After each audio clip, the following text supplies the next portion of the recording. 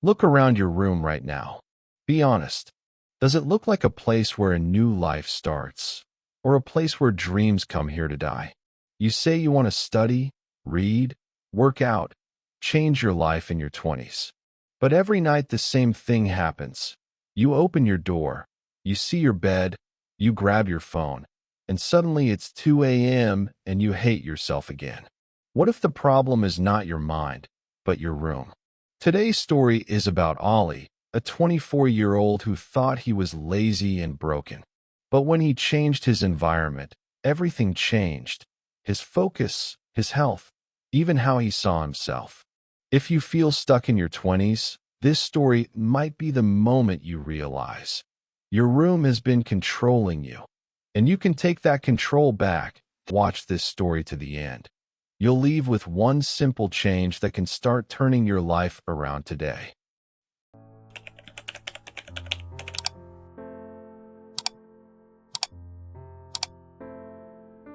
Ollie is 24. From the outside, his life looks normal. He finished university. He has a basic job. He laughs with friends on weekends. But when he comes home, closes his door, and looks at his room, he feels heavy inside. His room is like this. Clothes on a chair that is not really a chair anymore. A desk full of random things. Books, old cups, cables, papers. His laptop always on the bed, with the charger next to the pillow. His phone on the bed too, always charging. The bookshelf behind the door, in a dark corner. The only clean, open space in the room is the bed. Every evening, Ollie tells himself, "Tonight I will change. I will study something new. I will work on my future. I will sleep early." But his body does something different.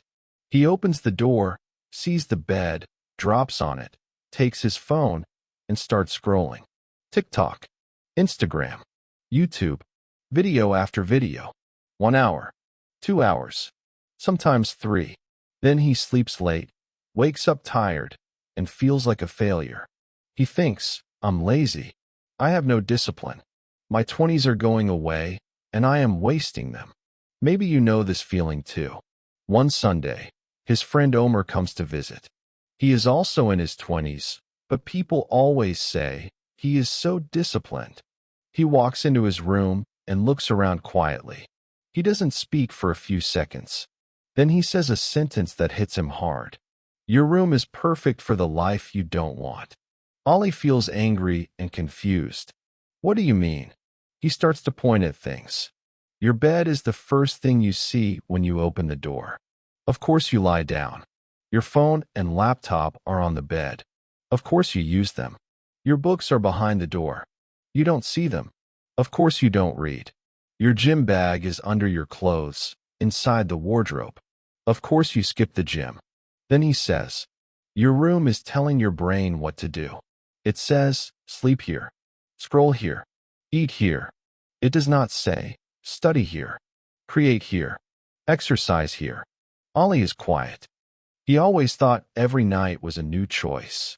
But he can now see he is following the same script again and again. His environment is like a silent boss giving him orders. He feels something important. The problem is not only me. The problem is also this room. Ollie tells Omer, "I tried to change so many times. I set big goals. I say, from tomorrow, no more social media. From tomorrow, gym every day. But I always fail." Omer answers, "You are fighting your room. The room is stronger. Let's change the room first." They sit on the floor with a piece of paper. They make 2 lists. List 1. What Ollie wants more in his 20s. Learn new skills. Read books instead of endless scrolling. Go to the gym often. Sleep better and feel more calm. List 2. What his room makes easy now. Lie on the bed. Use the phone. Watch videos. Eat snacks. The 2 lists are completely opposite. Omer says, "We will not start with big goals. We will start with small moves.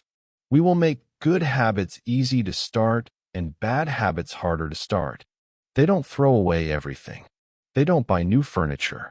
They only change where things are. First, they move the bed. Before, when Ollie opened the door, the bed was directly in front of him. It was the main picture in his eyes.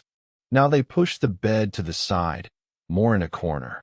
Then they pull the desk into the place where the bed was before. Now, when Ollie opens the door, the first thing he sees is not the bed but the desk. They clean the desk. They put most objects in a box. On the desk, they leave only 3 things. The closed laptop in the middle, a notebook and a pen. One book that Ollie really wants to read this week. The desk now looks calm and ready. It looks like a place to focus. This is not just cleaning. This is changing the main cue in the room. When the first thing you see is a working space, your brain thinks, maybe I work now, not maybe I lie down now. Now they make the good things easy to see and use. Books in front, not hidden. The bookshelf moves from behind the door to a wall he can see from bed. On the top shelf, at eye level, they put only a few books he really wants to read. Not all books, only the important ones. Every morning, when Ollie makes his bed, he puts one book on his pillow. So at night, when he comes to bed, his hand touches the book first. Water where the phone used to be. On the small table near the bed, the phone charger is removed. In that place, they put a big bottle of water and a glass. Now, when Ollie reaches out, he sees water, not a glowing screen. Gym bag as a daily signal. The gym bag comes out from the wardrobe. They hang it on a hook near the door, already packed with clothes and shoes. When Ollie leaves the room, he always sees it. Door handle, light switch, gym bag. With these changes, good habits become very obvious. He does not need to remember them all the time. The room reminds him. Now they make the bad habits harder. Not impossible, just less comfortable. Phone sleeps away from the bed. From 10 p.m., the rule is the phone sleeps on the desk, not on the bed. If Ollie wants to check his phone, he must stand up, walk to the desk, and use it there. Wi-Fi turns off automatically. They buy a simple timer for the Wi-Fi plug. At 11 p.m., the power to the router stops. If he really wants more internet, he must go, press the button, wait for it to start again. This little delay makes it easier to just stop. Snacks in another room. Snacks and junk food leave his room. If he wants them, he must walk to the kitchen and take them from a high shelf. In his room, he keeps only water and maybe some fruit. Now, look at what happened. Good habits now need fewer steps. Bad habits now need more steps. We usually choose the option with the least effort. So make the right choice the easy one, and the wrong choice the harder one. That evening, Ollie comes home tired from work.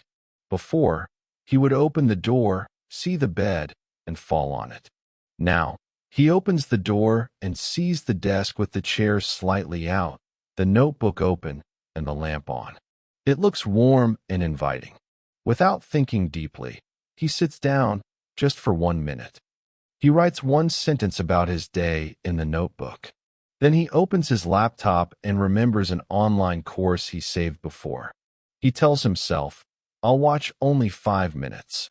But after some minutes, he is interested. He continues. When he finishes, he feels a small, quiet pride. He did something useful. Later, he goes to bed. His hand moves to the side table like always, looking for the phone. It finds the water, not the phone. Then his eyes see the book on his pillow.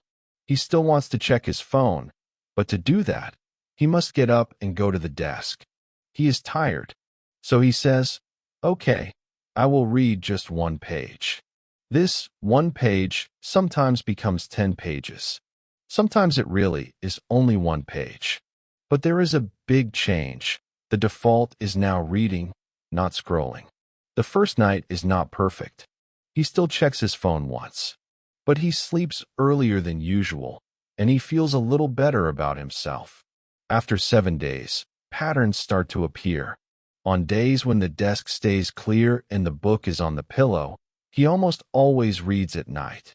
On the day when he put random stuff back on the desk, he went straight back to bed and the phone. When the gym bag hangs by the door, he uses the gym more. When he throws it on the floor or hides it, he skips.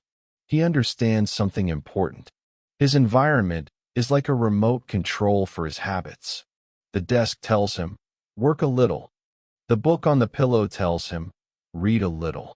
The gym bag by the door tells him, move your body a little.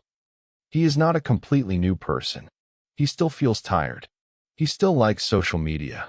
But now he does not fight with himself every second because the room helps him. The room is now his teammate, not his enemy. 3 months pass. No big magic, no movie-style transformation. Just many days with these small, easier choices. What changes? He finishes some online courses. He reads more than in the last 3 years combined. He goes to the gym several times each week. He sleeps better because he is not on his phone in the dark for hours. At work, people start to say, Ollie is always learning something, or he is very focused these days. Inside, he feels different too. Before, he always told himself, I am lazy. I am weak. Now, slowly, he thinks, I am someone who sets up my life to help myself. Every small habit is a vote for the kind of person you want to become. When Ollie reads 1 page, he votes for, I am a reader. When he goes to the gym, he votes for, I care about my health. When he puts his phone on the desk at night, he votes for, I protect my sleep. He is not perfect, but the direction of his life is different now. Then, there is a bad week. Work becomes stressful. There is a problem in his family. He comes home with no energy. He tells himself, I will clean later. He drops papers and cups on the desk, just for today. He throws his clothes on the chair again. The gym bag moves back into the wardrobe. The book does not make it onto the pillow. One night, he is so tired that he takes his phone to bed again. In just a few days, the old version of his room returns. And with it, the old habits. He feels angry with himself. I knew it. I did not really change. Later, Omer visits again. He looks at the room and says gently, You did not lose discipline.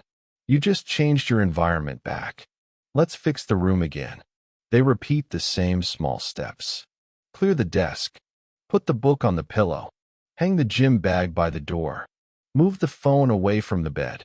Within a few days, his habits start to follow the new script again. Here is the big lesson. Falling is normal. What matters is how easy you make it to stand up again. If you know how to redesign your environment, you can restart many times. Your room teaches your brain what to do. If your bed, phone, and snacks are the main things you see, your brain will choose rest, scrolling, and eating. If your desk, books, and water are the main things you see, your brain will more often choose focus, reading, and health. Make good habits easy to start. Put your book on your pillow. Put your notebook open on your desk. Put your gym clothes where you can see them. These are small moves, but they make a big difference over time. Make bad habits a little harder. Keep your phone away from your bed. Turn off Wi-Fi at night if you can. Keep junk food in another room. You don't need to be perfect. Just make the bad choice a little slower and less comfortable. Small changes, many times, can heal your 20s. You don't need a new personality. You need a new setup around you. Your environment is like a friend that pushes you forward or holds you back. Now, think about your own space. When you open your door, what is the first thing your eyes see? Your bed? Your phone? Your laptop with Netflix open? Or a clear desk and a book? Tell in the comments. What is one small thing you will move or change in your room today? Is it your phone charger, your books, your desk, your gym clothes? Write it. Make it real. Maybe you will give someone else a good idea too. If Ollie's story helped you, if it felt close to your life, you can support this channel in a simple way. Tap like, so more people in their 20s can see this and feel less alone. Subscribe, so you don't miss the next story. In the next video, you will hear another powerful story. If you want to slowly heal your 20s and build a life that fits you, step by step, you will not want to miss it.